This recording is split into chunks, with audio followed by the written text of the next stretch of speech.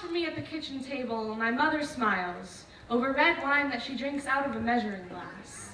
She says she doesn't deprive herself, but I've learned to find nuance in every movement of her fork, in every crinkle in her brow as she offers me the uneaten pieces on her plate.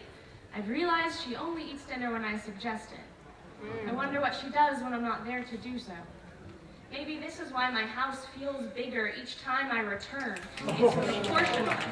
As she shrinks, the space around her seems increasingly vast.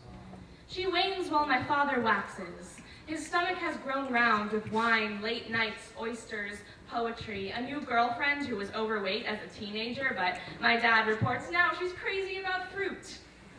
It was the same with his parents.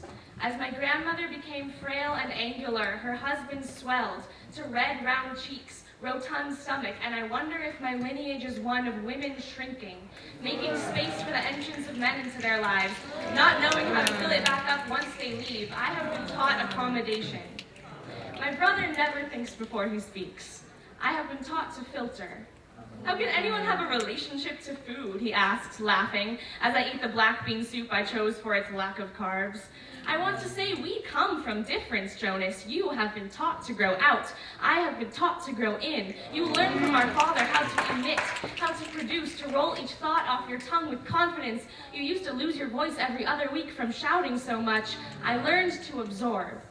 I took lessons from our mother in creating space around myself. I learned to read the knots in her forehead while the guys went out for oysters, and I never meant to replicate her, but spend enough time sitting across from someone and you pick up their habits. That's why women in my family have been shrinking for decades.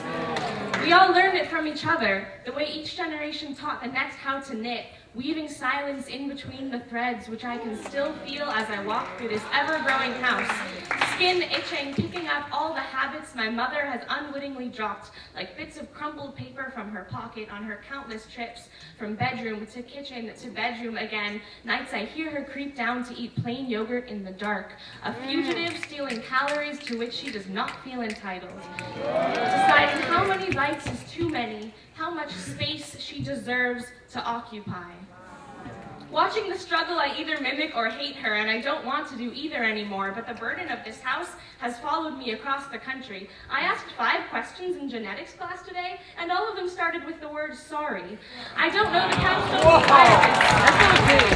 I don't know the capstone requirements for the sociology major because I spent the whole meeting deciding whether or not I could have another piece of pizza. A circular obsession I never wanted, but inheritance is accidental. Still staring at me with wine-soaked lips from across the kitchen table.